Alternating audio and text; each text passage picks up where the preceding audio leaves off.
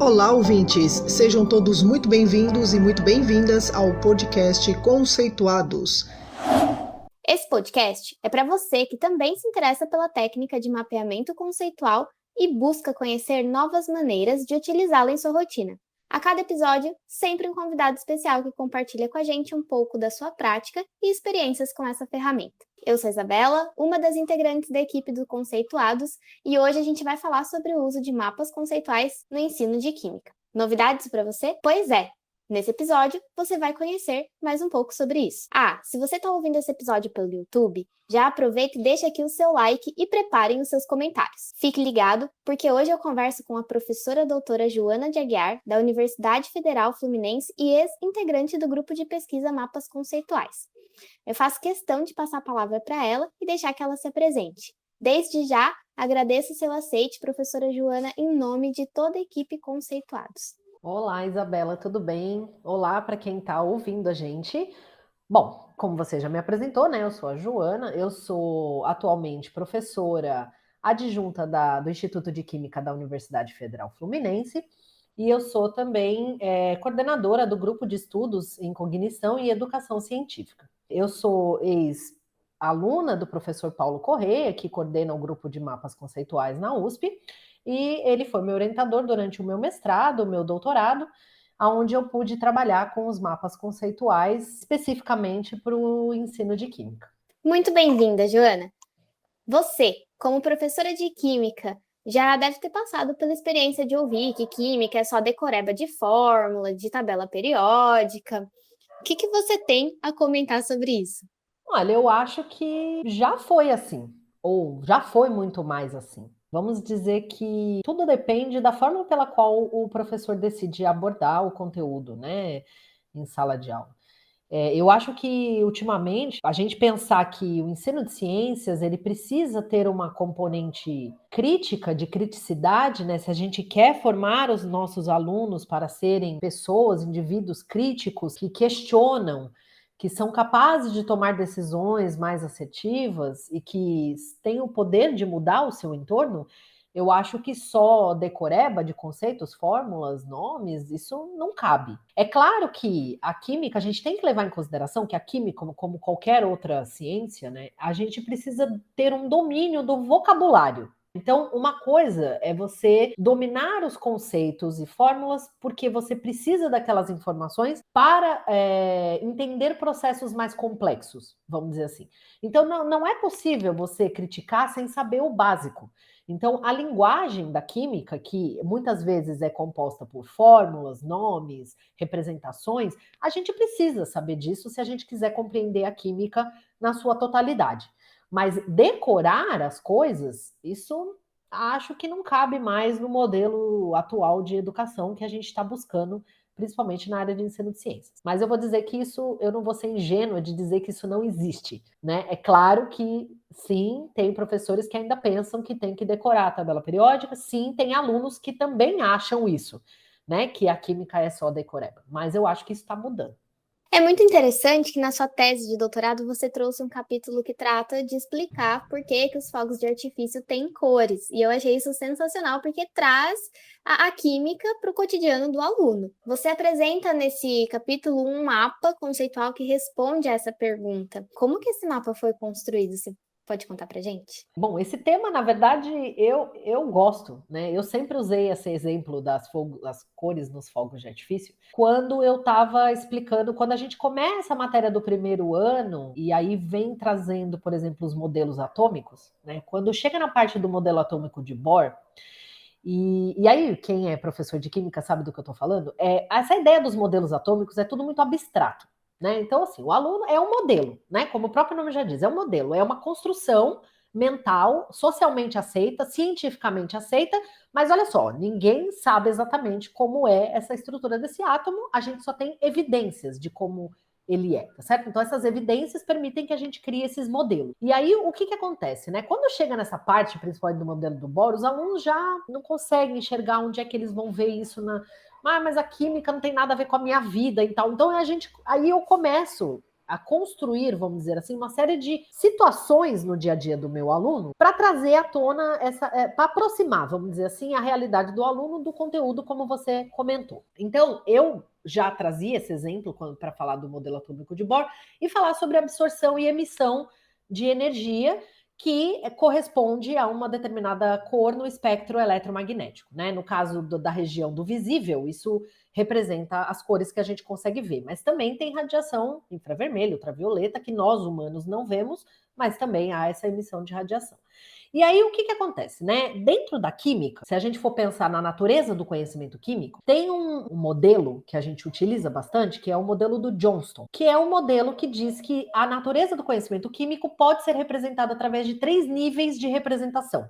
O nível macroscópico, que é aquilo que a gente vê, o tangível, o fenomenológico, aquilo que a gente observa na prática, no dia a dia. Existe o nível submicroscópico, ou também entendido como molecular e teórico, que são os modelos que a gente utiliza para explicar essa parte macroscópica, aquilo que a gente observa só é possível de ser explicado através desses modelos. E existe o modelo representacional, ou simbólico, ou matemático, né, que é através das equações, das fórmulas e tudo mais, que é a química. Então, a química, ela é uma combinação desses 3 níveis de representação. Então, o que eu fiz ali foi adotar esse modelo na hora da construção do mapa conceitual. Então, eu parto da visão macro, então eu falo das cores nos fogos de artifício, e depois eu vou para o modelo que a gente utiliza para explicar as cores, que é esse modelo atômico do Bohr, né? No caso, não só o modelo do Bohr, né? O modelo do Bohr, e aí tá na interface o modelo do Bohr com o modelo quântico, tá nessa interface. E aí depois eu vou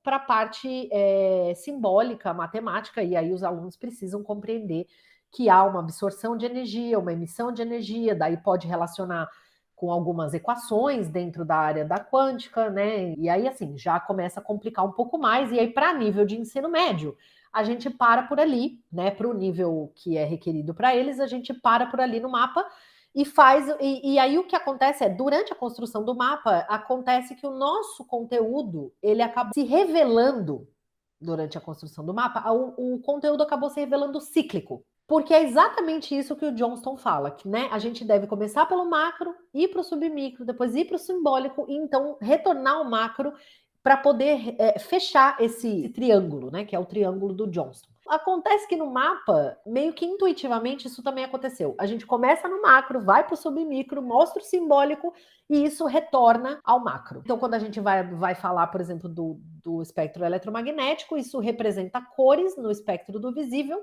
então volta para o macro, que são as cores, né? Que é aquilo que a gente consegue observar. Então, esse mapa foi construído mediante muito estudo do conteúdo, tá certo? Porque eu tive que revisitar o meu entendimento do conteúdo, então eu, como professora, tive que estudar muito sobre o conteúdo, e aí eu tive que validar esse mapa com especialistas. Então eu procurei uma professora de ensino médio, que tem um mestrado também na área de química, procurei um outro professor que é de química geral, para validar o conteúdo do mapa, para ver se não continham inconsistências, erros conceituais, porque às vezes, mesmo como professores, a gente tem lacunas conceituais. Então, eu validei esse mapa contra especialistas, né? Então, pedi para especialistas olharem e dizerem, olha, o que você acha do conteúdo desse mapa? Tá bom? O que você acha? Tá claro? E por fim, só para terminar, uma das minhas aplicações do mapa envolvia o uso de cores para setorizar o conhecimento. Então, exatamente, as cores representam exatamente uma visão mais macroscópica. Eu pintei os conceitos de uma cor, depois a visão do modelo atômico, que vem da parte da estrutura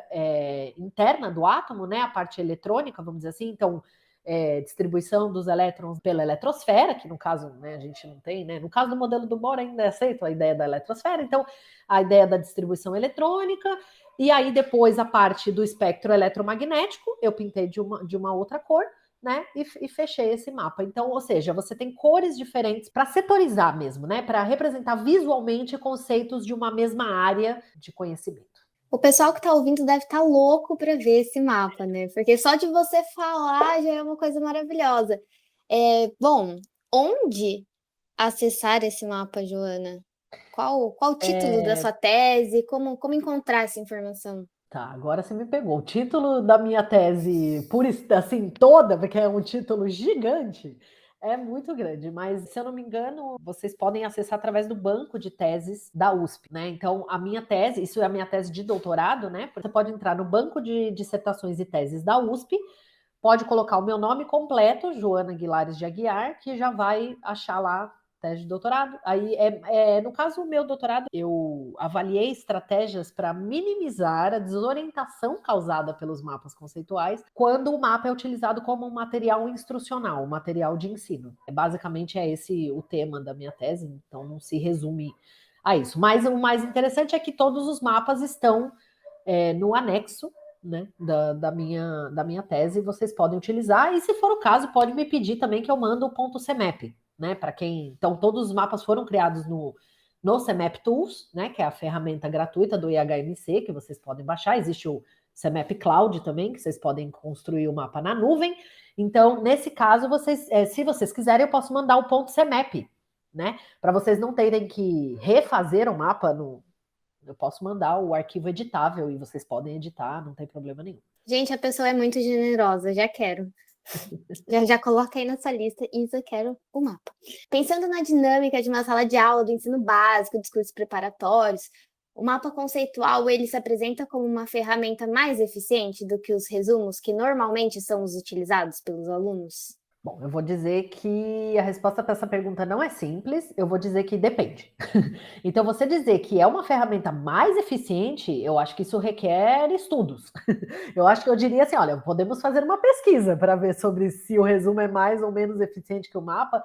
Bom, o que eu posso dizer em termos de experiência é o seguinte, primeira coisa, o resumo, ele é um texto linear, certo? Então, ele tem um encadeamento, começo, meio e fim, e a gente aprende a fazer resumo desde que a gente escreve, né? Você começou a ser alfabetizado, praticamente a sua primeira tarefa é fazer um resumo do capítulo do livro. Então, fazer resumo é uma coisa que basicamente todo mundo sabe. Agora, mapa conceitual precisa ser treinado na técnica, né? Então, a gente precisa saber fazer mapa conceitual, né? Não é uma coisa tão simples, então você tem que estar treinado na técnica. Mas o que eu diria é que o mapa ele é mais eficiente para um resumo, não é para resumir, no caso, né? O mapa ele não só resume um conteúdo, ele ajuda você a identificar lacunas. Quando você estiver construindo o mapa para resumir um conteúdo, ou para revisar um conteúdo, ou para estudar um conteúdo ali novo que você está fazendo, o que acontece é que o mapa ele te obriga a estabelecer relações conceituais. E quando você faz isso, se você não entende um conceito, você não consegue estabelecer essas relações. E aí você se pergunta, muito bem, o que eu não entendi ainda? Né? Poxa, eu não consigo juntar elemento químico com substância. Poxa, eu não sei, substância é feita de elemento químico ou elemento químico? Não, mas e é átomo? Não é átomo? É átomo ou é elemento químico? Eu ainda não entendi muito bem a diferença entre átomo e elemento químico. Então eu não sei se eu ligo átomo com substância ou substância com elemento químico. E aí eu começo a me confundir nos conceitos, então eu começo a perceber, durante a construção desse mapa, que talvez eu ainda não tenha entendido esses conceitos muito bem. Então existem outras vantagens de se usar o mapa. Então, aí, nesse sentido, eu poderia dizer que o mapa talvez seja mais eficiente se você quiser aprofundar o seu conhecimento ou até se tornar consciente das suas lacunas conceituais, aquilo que você ainda não entendeu. Agora, o resumo, de repente, se for só para, de fato, resumir o conteúdo porque você quer ter um registro daquilo, porque você quer ter algo fácil de consultar ali naquele momento, aí talvez para você sirva o resumo. Então, eu acho que vai depender muito do aluno, do perfil do aluno. Nem todo mundo gosta de fazer mapa, tá, Isabela? Vou ser bem sincera aqui. Eu vejo pela minha experiência que nem todo mundo gosta dessa forma de pensamento, que não é linear, né? Porque o mapa não é linear. O mapa, ele tem essa característica de ser em rede, né? Então, eu, particularmente, não é todo mundo que gosta de pensar dessa forma.